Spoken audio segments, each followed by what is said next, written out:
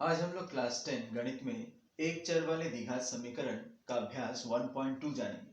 तो इसके पहले हमने अभ्यास 1.1 में द्विघात समीकरण किसे कहते हैं, उसका वास्तविक रूप जनरल फॉर्मूला क्या है, वो तो हमने देखा हुआ ax² plus bx plus c equal to 0। यहाँ पे a कभी भी 0 नहीं हो सकता, a not equal to 0, a b c वास्तविक संख्या। ये वाला सूत्र हमने देखा हुआ है इसके पहले अभ्यास एक्सरसाइज 1.1 में। इस अभ्यास में एक चर वाला द्विघात समीकरण का अभ्यास 1.2 में हम कुछ नया सीखेंगे। और नया क्या है, ये हम एक सवाल करते हुए सीखेंगे। चलो एक सवाल हम सबसे पहले देखते हैं। मान लेते हैं 3x² plus 14x plus 8 equal to 0। क्या ये द्विघात समीकरण है? देखो तो ध्यान से। तो हाँ, ये द्विघात समीकरण है जहां a का मान 3 है, b का मान 14 है, प्लस 14 और c का मान प्लस 8 है। अब ध्यान से देखो, ऐसे सवाल तुम लोगों ने क्लास 8 में भी देखा होगा।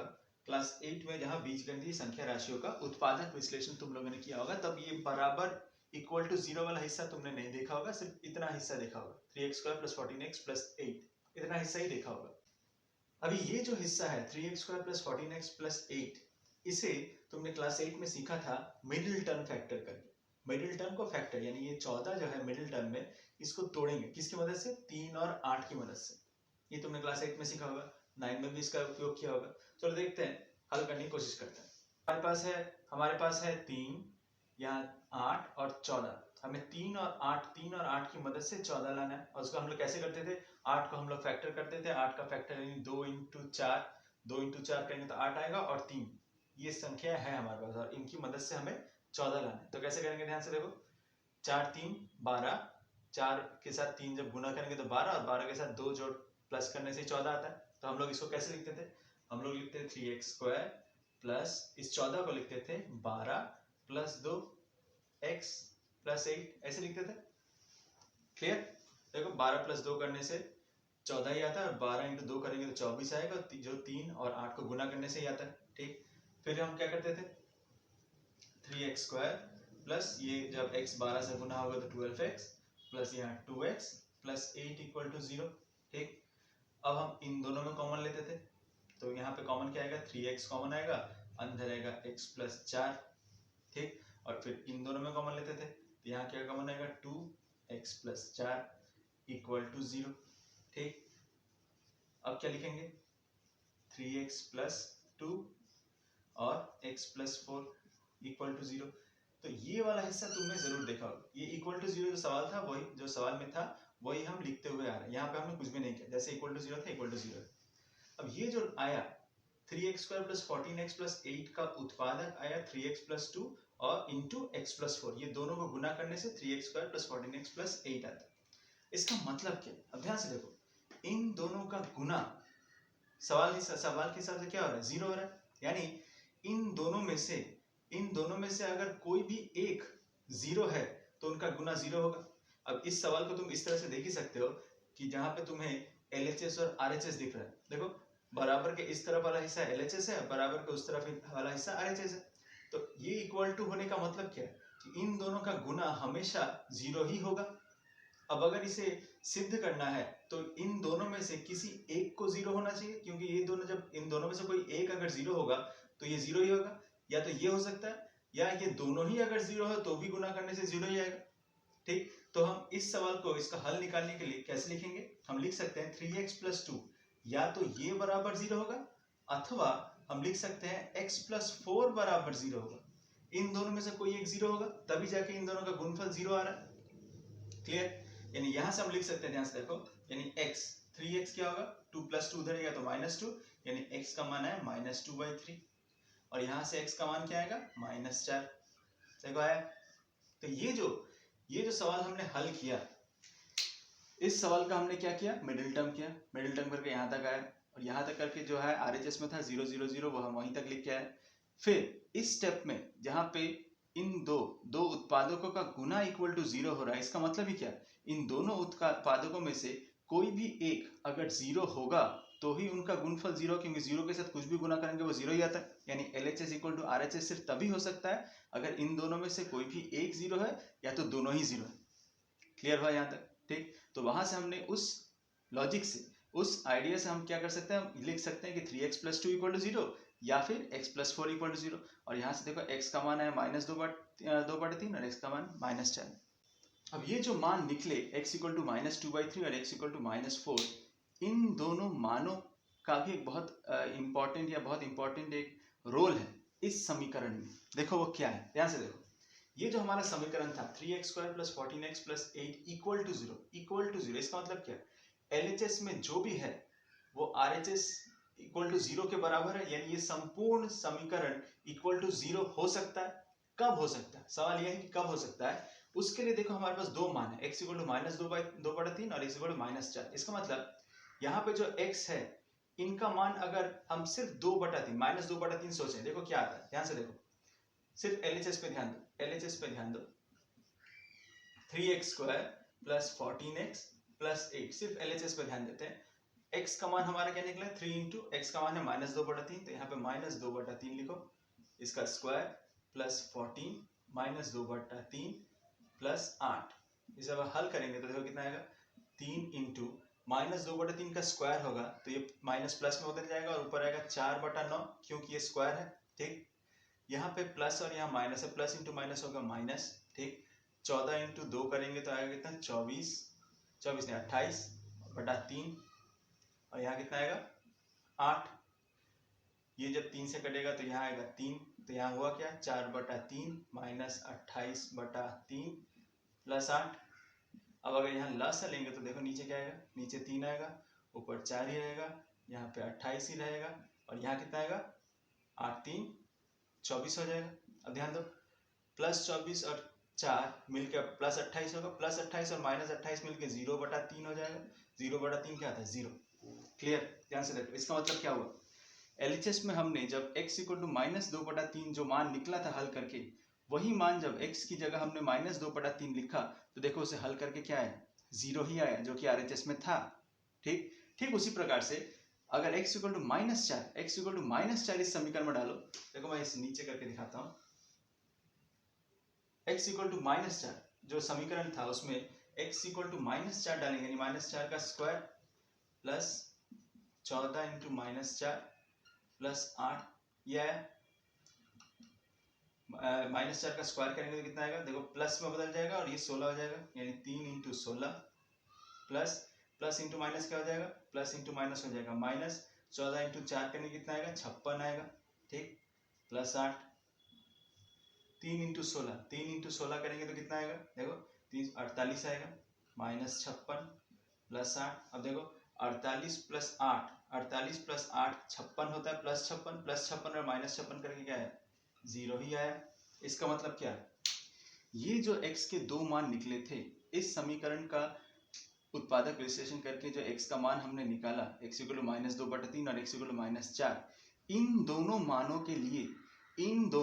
के लिए ये जो समीकरण था, द्विघात समीकरण, ये सही था मतलब LHS = RHS हो रहा है। अब x का इन दोनों मानों को छोड़ के x का कोई भी मान ले लो, इन दोनों मानों को छोड़ के x का कोई भी मान लो, x का मान मैं यहाँ 1 लेता हूँ, उदाहरण के लिए मान लेते हैं x का मान अगर यहाँ 1 है तो 3 × 1 का स्क्वायर क्या होगा, 14 × 1 कितना होगा, 14 ही होगा, यानी 3 + 14 + 8। देखो 3 + 14 + 8 अगर करेंगे तो कभी भी 0 नहीं आएगा।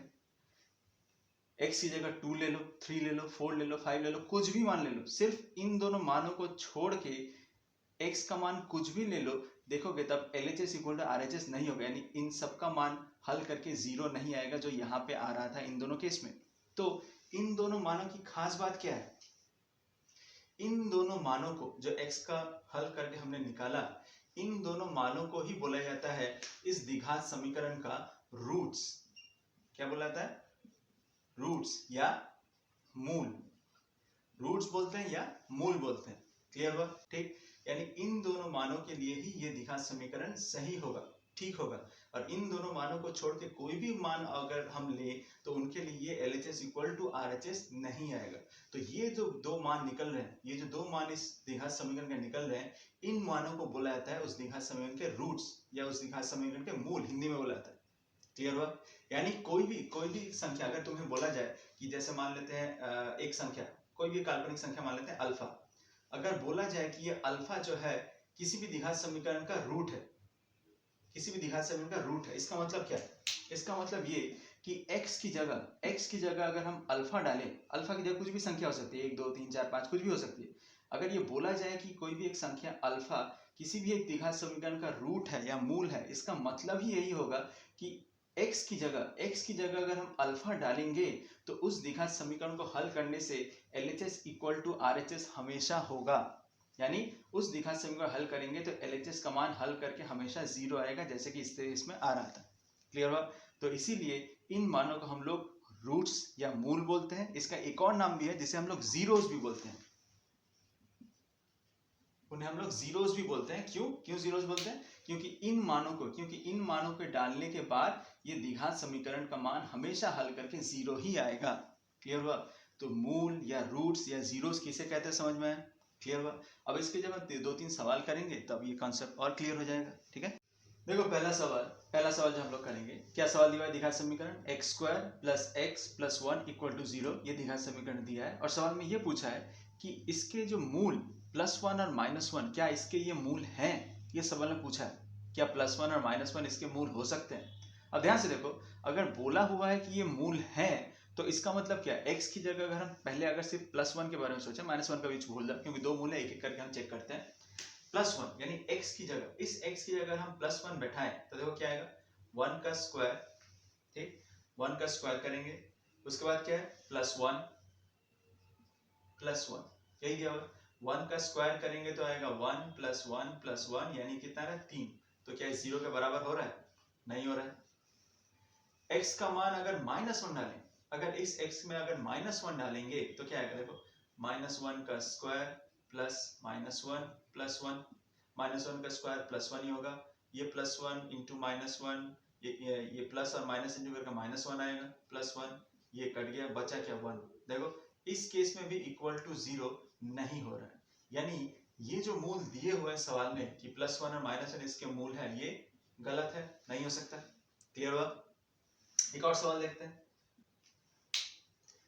नेक्स्ट सवाल देखो क्या दिया हुआ है, 8x² + 7x = 0 और इसका मूल दिया हुआ है 0 और -2। और अब ये चेक करना है या ये देखना है क्या वास्तव में 0 और -2 इसके मूल हो सकते हैं कि नहीं।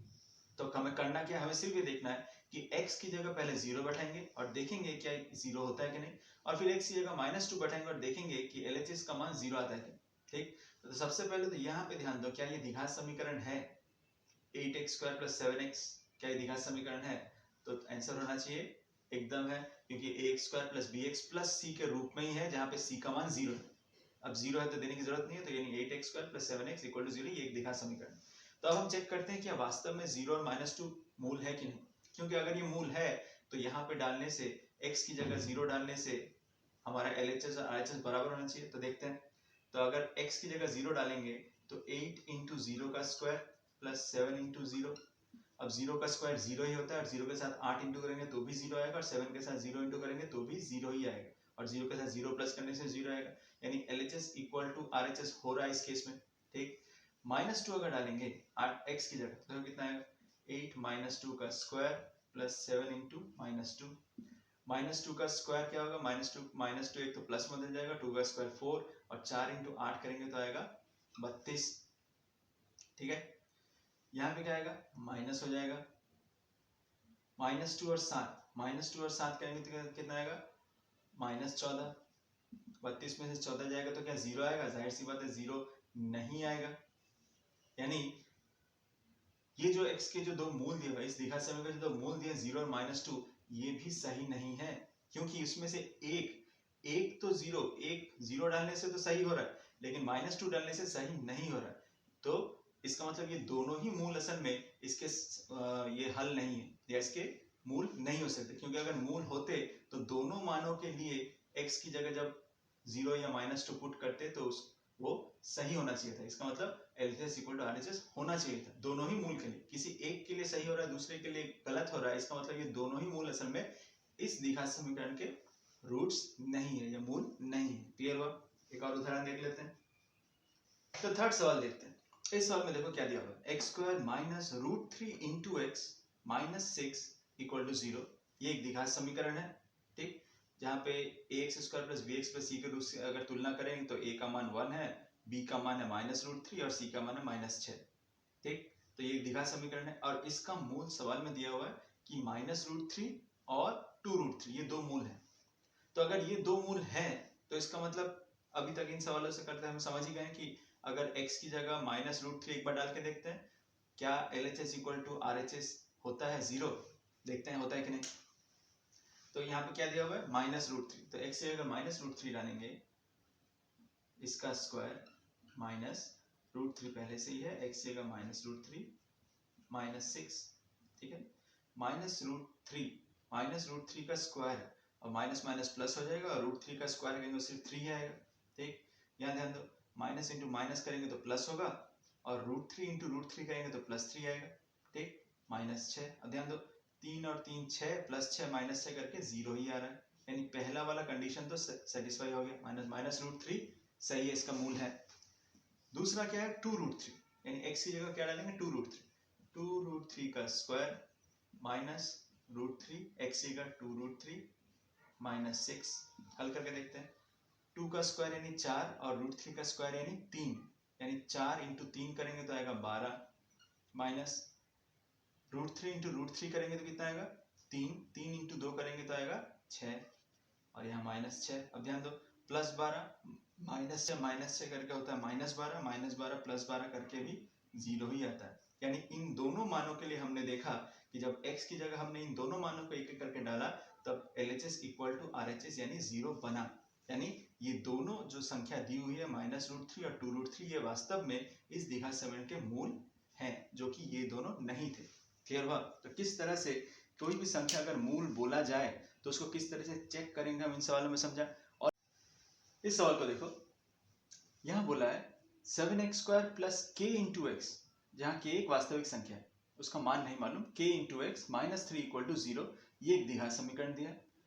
और ये सवाल में पूछा गया है कि k का ऐसा क्या मान होगा, k का ऐसा कौन सा मान हो सकता है जिस मान के लिए इस समीकरण को अगर हल करेंगे तो उसमें एक मूल, दो में से कोई एक मूल 2/3 निकलेगा, यानी एक मूल पहले से ही दिया हुआ है कि ये मूल 2/3 है। k का ऐसा कौन सा मान होगा जिसके लिए इस द्विघात समीकरण को अगर हल करें तो उसका एक मूल 2/3 आए, ये है सवाल। अब इस सवाल में हमें k का मान निकालना है।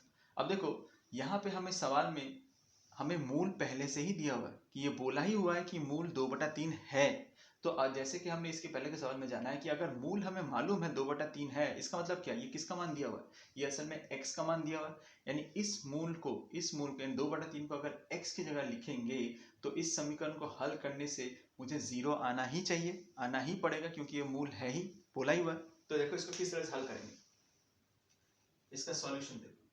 ठीक, 7x का मूल का मान दिया हुआ है, यानी x का मान दिया हुआ है, यानी हम x की क्या लिखेंगे 2/3 का square plus k into 2/3 -3 equal to 0। क्यों इक्वल टू 0 क्यों लिखा, क्योंकि हमें मालूम है चूंकि ये मूल है यानी इसको हल करने से 0 आएगा ही, चूंकि ये मूल पहले से ही बोला कि मूल है ही तो इसको हल करने से 0 आएगा ही, तो इक्वल टू हमने 0 कर दिया। ठीक, अब इसे हल कर लेते हैं।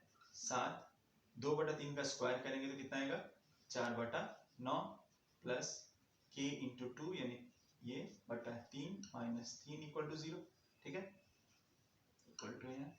अब यहाँ लसा ले लेते हैं तो नीचे आएगा 9, 7 4 होगा 28, यहाँ कितना आएगा 3 से 3 9 कटा 3, ये गुना होगा तो आएगा 6k और यहाँ पे -3, यहाँ पे कितना 9 है यानी यहाँ आ जाएगा 27 इक्वल टू 0।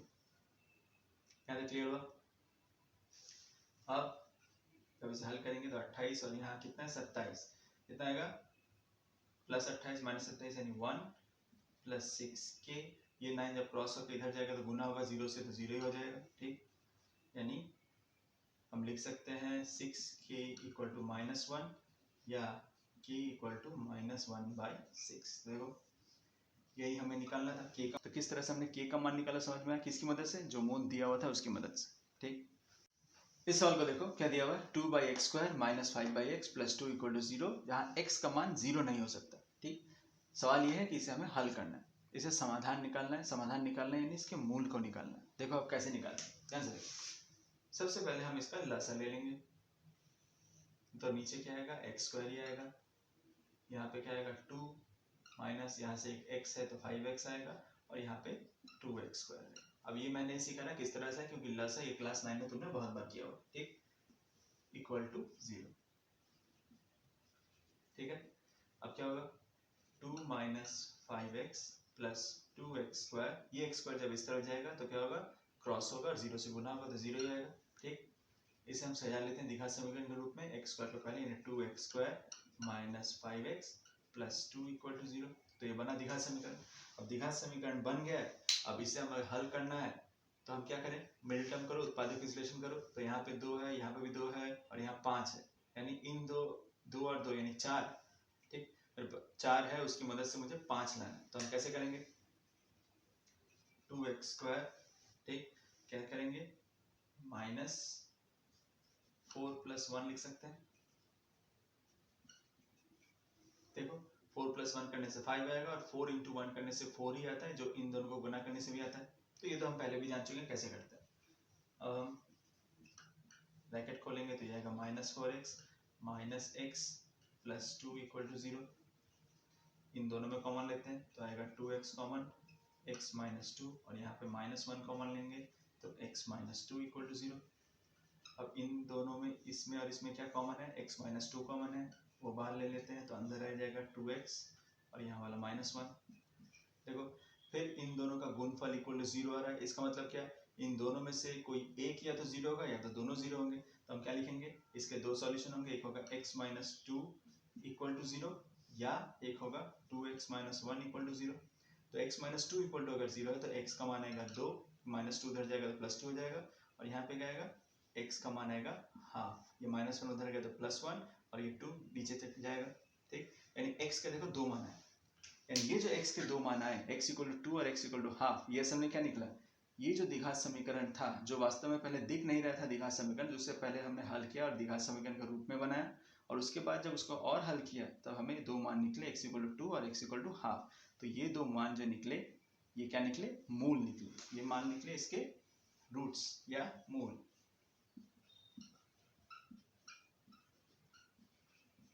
क्लियर, समझ में आया। और तुम खुद ट्राई करके देख भी सकते हो कि इन मूलों को यानी इन रूट्स को एक एक करके अगर इस समीकरण में डालो तो देखोगे LHS इक्वल टू RHS यानी इक्वल टू 0 जरूर आएगा। क्लियर हुआ।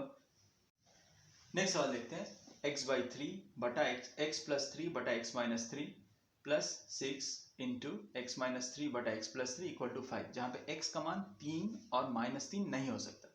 ये समीकरण दिया, इसे हमें हल करना, ठीक। अब समीकरण देख के तुम्हें बड़ा लग रहा होगा, ठीक है, लेकिन ये सब सवाल तुम जितना प्रैक्टिस करोगे तो तुम्हें आइडिया हो जाएगा कि इस सवाल को किस तरह से हल करते हैं, ठीक। तो इसे जितना प्रैक्टिस करोगे, बार बार कह रहा हूँ, वो इतना आसान हो जाएगा। अभी देख के तुम्हें थोड़ा बड़ा लग रहा है, इसको करने का हम क्या कर सकते हैं, हम चाहे तो इसके नीचे का लसा कर सकते हैं, x minus 3 into x plus 3 करेंगे, फिर ये x प्लस 3 का स्क्वायर होगा या x माइनस 3 का स्क्वायर होगा, उस तरह से भी कर सकते हो, या यहाँ पे तुम मान सकते हो। मानने से देखो कितना छोटा हो जाएगा। माना क्या मानेंगे, ध्यान से देखो, यहाँ x प्लस 3 और बटा x माइनस 3 है और यहाँ पे ठीक इसका उल्टा है, ऊपर x माइनस 3 और नीचे x प्लस 3 है। इन सारे सवालों में जहाँ पे तुम्हें इस तरह से मिलेगा, एक राशि दूसरी राशि का विपरीत है यानी विलोम है, वहां पे तुम कोई भी किसी एक राशि को, जैसे यहाँ पे देखो x प्लस 3 बटा x माइनस 3 को मैं मान लेता हूँ y, इस पूरे राशि को मैंने y माना। तो अब ध्यान से देखो कि अगर ये पूरा राशि y है तो इसका उल्टा देखो, इसका उल्टा क्या है, x माइनस 3 बटा x प्लस 3, तो x माइनस 3 बटा x प्लस 3 असल में क्या होगा, देखो x माइनस 3 बटा x plus 3, x plus 3 x minus 3 का उल्टा होगा, यानी x प्लस 3 x माइनस 3 अगर y है तो इसका उल्टा करने से ये हो जाएगा 1 बाई y। क्लियर हो, समझ में, ठीक। यानी यहाँ पे हम क्या लिखेंगे, अब सवाल में हम लिखेंगे y, क्योंकि इसको हमने y माना तो ये वाली राशि क्या होगी 1 बाई y, और यहाँ पे क्या है 6 plus 6 into 1 by y equal to 5 हो गए। क्लियर, समझ में। अब इसे नॉर्मल हल करेंगे, जब यहाँ पे लसा लेंगे तो ये हो जाएगा y स्क्वायर प्लस 6 बटा y इक्वल टू 5, ये y उधर जाएगा क्रॉस होके तो क्या बनेगा y square plus 6 equal to 5y, इस 5y को इधर ले आया तो हो जाएगा y square minus 5y plus 6 equal to 0। अब हमें मिडिल टर्म करना है, 6 है, 6 यानी 2 इंटू 3 और 2 इंटू 3 को प्लस करने से 5 आता है, तो यहाँ लिखेंगे y square minus 3 plus 2 y plus 6 equal to 0। इसे लिखेंगे y square minus 3y minus 2y plus 6 equal to 0। y common y minus 3 minus 2 common y minus 3 equal to 0, यानी यहाँ पे आएगा y माइनस 2 और एक आएगा y minus 3 equal to 0। Clear? अब यहाँ पे इस स्टेप के बाद इसका मतलब क्या है, या तो y माइनस 2 इक्वल टू 0 होगा या तो y माइनस 3 इक्वल टू 0 होगा, यानी y माइनस 2 इक्वल टू 0 एक होगा और एक होगा y माइनस 3 इक्वल टू 0, यानी y का मान एक माइनस 2 धरेगा तो प्लस 2 आएगा और यहाँ y का मान आ रहा है प्लस 3। यानी ये जो द्विघात समीकरण था, यहाँ पे अभी तक हमने जो हल किया वहाँ पे y का मान 2 और y का मान 3 निकला, तो क्या ये हल हो गया? अभी भी नहीं हुआ। क्यों नहीं हुआ? क्योंकि y का मान देखो हमने माना है, y क्या माना है? y माना है x प्लस 3 x माइनस 3, यानी ये जो y निकला यहाँ पे हमें क्या लिखना होगा, अतः x प्लस 3 बटा x माइनस 3 इक्वल टू 2, क्योंकि y तो हमने माना था, y का मान तो असल में ये है और y का मान 2 निकला, तो y की जगह क्या लिखेंगे, x plus 3 x minus 3 equal to 2, ये, यानी इसे जब हल करेंगे देखो क्या आएगा, x प्लस 3, ये x माइनस 3 जब इस तरफ जाएगा तो 2 के साथ गुना होगा, यानी x प्लस 3 यहाँ होगा 2x माइनस 6, अब इस तरफ ले आ, यानी यहाँ क्या आएगा, x minus 2x plus 3 plus 6 equal to 0, यानी यहाँ पे आएगा minus x plus 9 equal to 0 और x minus equal to minus 9, यानी x इक्वल टू 9, यानी ये एक आंसर निकला x इक्वल टू 9 का। क्लियर हुआ? यानी एक मूल निकला x इक्वल टू 9, दूसरा तुम यहाँ पे डाल के देख लो, यानी अब तुम्हें क्या करना है, y इक्वल टू देखो 3 निकला है इस, यानी यहाँ पे y का मान डाल दो, x प्लस 3 x बटा x माइनस 3 डालो, x प्लस 3 बटा x माइनस 3 इक्वल टू 3 डाल के देखो, एक और मान निकलेगा, वो क्या होगा, दूसरा मूल निकलेगा। तो x का इस द्विघात समीकरण का एक मूल तो निकल आया 9, दूसरा मूल तुम खुद करो होमवर्क। क्लियर?